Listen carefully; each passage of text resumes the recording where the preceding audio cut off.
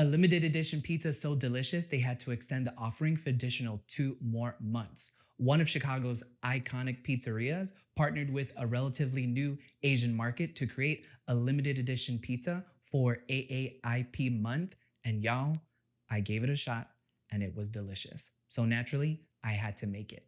So let's make Paulie G's Crab Rangoon Pizza that was featured at the Gangnam market. Before we get started though, let's go game plan. Let's start with what we know. The Crab Rangoon Pizza is actually pretty straightforward. We've got traditional Detroit style pizza dough. We've got Crab Rangoon filling as the topping, and then we have some garnishes. So let's discuss exactly what we're going to do before we get into the kitchen. Let's start with the pizza dough.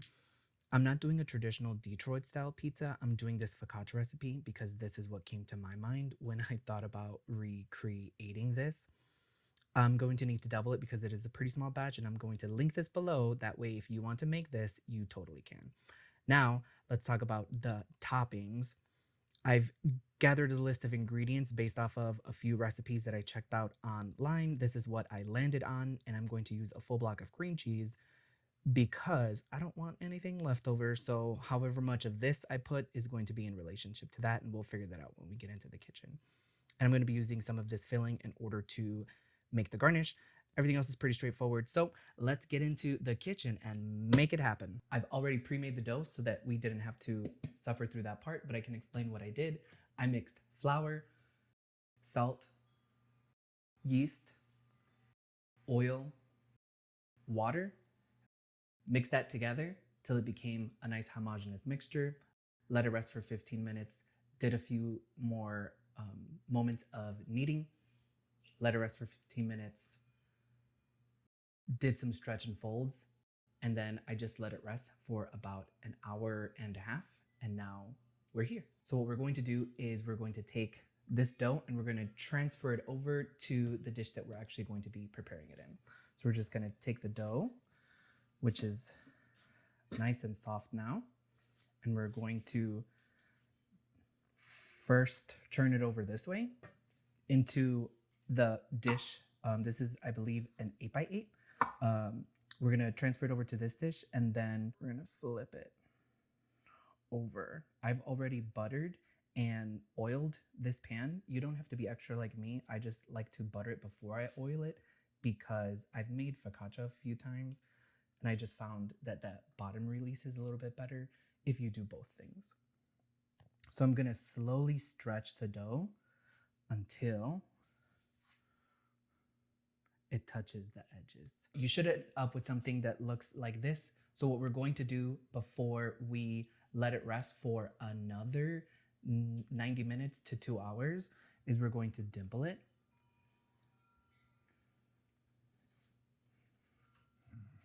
A little something like this.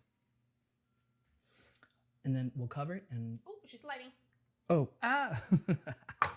We'll cover it, and then we will get started on our filling mixture. For the filling, I've already have here a softened block of cream cheese. We use this imitation crab. We didn't know how much, so we're just gonna eyeball it, and we're putting in about this much because that feels right for us. Dump that in there now. And we're going to add our green onion before we season it up. We're gonna add this whiter part, this bottom part of the green onion, and then we'll save the top part for garnish, and I'll show you what we do with this later because it's actually kind of cool.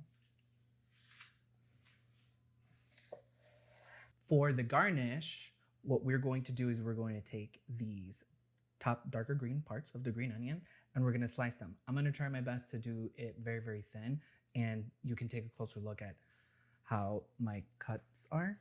But we're gonna slice them the long way, as fine as we can get it. My knife skills are not that great, but it's gonna be good enough.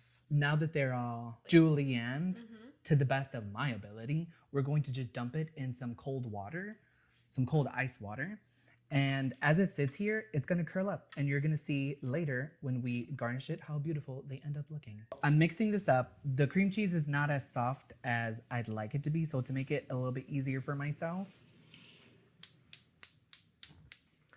we're going to Turn this on low. I'm only doing this because this is a metal bowl. And I'm just gonna keep it over here until it gets softened enough so that it's easier to work with, because I'm not trying to struggle with this. It's definitely a little bit more pliable. I only left it there for maybe about a minute or so until it became a little bit more smooth. What we're going to do now is season it as we game planned with the onion powder, garlic powder, fish sauce, and maybe a little bit of sugar depending on how it ends up tasting. But we're just going to keep going until it's just right. The filling is exactly where it needs to be right now. I tasted it. I needed to add a little bit more green onion, so I added a whole nother one off camera, and I also added more sugar than I expected because, as it turns out, you need the sugar to give it that Crab Rangoon vibe. What we're going to do as the oven is preheating and as our bread is still rising is start the filling process. I'm gonna take a greased teaspoon. I'm going to add just a dollop in the center, not too much because you don't want to overfill this. I'm gonna dab the edges so that we can create a nice seal. With some water. Yes. And then we're gonna carefully make sure that everything is sealed and there's no air. Okay. Close enough. Yep, close enough. That's all I'm doing.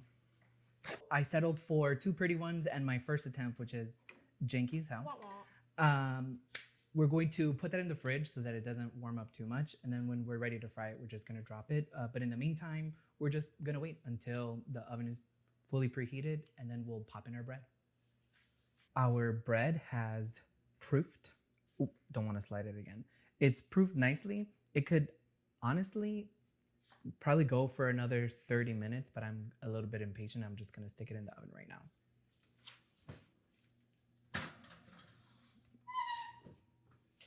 I have the oven set for 450 according to the recipe. My oven says 490 because it's a little bit messed up, but trust that it's 450. I'm going to preheat the oil, get some Parmesan cheese shredded so that by the time that is done, in about maybe 15 or so minutes, we can start the process of adding the cheese to the side to get that nice little crust, and then finally add our Crab Rangoon filling topping right on top. Are you recording it? It's still a little bit too light. I want it to be more done, so we're going to let it go for a little bit longer. Maybe like 3 to 5 minutes longer. Yes. The purpose is for a crunchy crust. Yeah, I don't want to add the Crab Rangoon mixture and it end up soggy. I still want it to be like crunchy because that's the texture I'm looking for. Yeah. How many minutes did I say? 3. Okay. It's been the amount of time I said I was gonna wait. I'm gonna take it out. Ooh. This is the color that I was looking for because I just wanted to make sure that it was as crispy as I wanted it to be. Or could get at least. Correct. So what I'm going to do is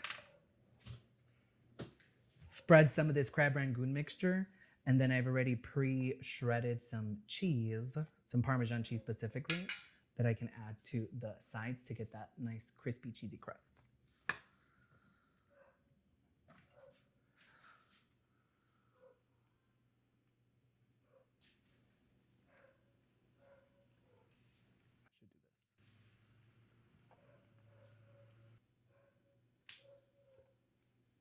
That was perfect amount, Ronnie.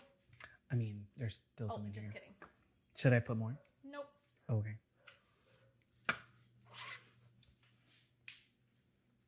Going back in.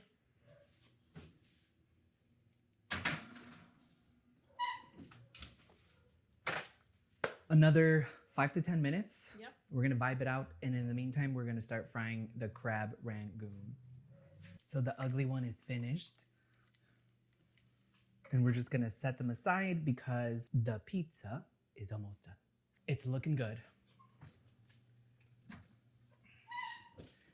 It's nice and brown at the edges. I'm going to transfer it over here so it cooled down a little bit. And by the time you see me again, we're gonna get this plated and we're gonna taste it.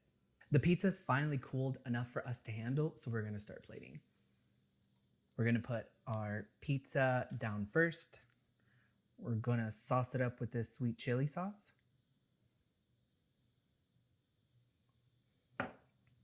Our pretty wontons. Maybe center it. Yeah, that would be nice. And then our green onions that didn't curl as much as I wanted them to, but it's okay.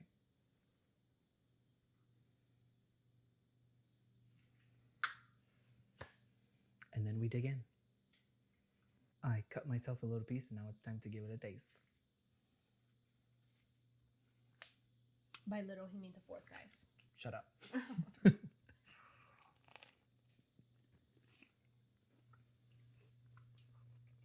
Okay. This is actually really good. It looks delicious. Do you want a bite? After this. Okay. So these are my thoughts. The wonton is just the wonton, so I'm not going to say anything about that. If you know, you know. Yeah. The pizza crust, it's not a traditional Detroit style pizza, as I already mentioned. However, this focaccia cheesy recipe actually does a really good job at like mimicking that. The dough itself is really, really good. It's a little too thick for my liking. I was trying to go for something a little bit thinner so that it could be a little bit more crispy. So in the future, I might change that up, either adding less dough or put it in a bigger pan. But this is really good. The Parmesan got crispy on the edges, and that's amazing. And the ratio between the dough itself to the filling is pretty spot on. Honestly, I would give this a 9.5. Oh, yes, that's I pretty would. high. I would make this Again. for friends because this is pretty impressive and it's not that much effort. Well, guys, that was my attempt at recreating the Crab Rangoon Pizza. If you like this video, give it a thumbs up, share it with a friend, ideally one that you're gonna make this with because it is pretty delicious. Thanks for watching and see you next week. So this is what the first one ended up looking like. She's a little bit janky, so we're gonna briefly sidebar so that we can figure out how to fold these a little bit nicer.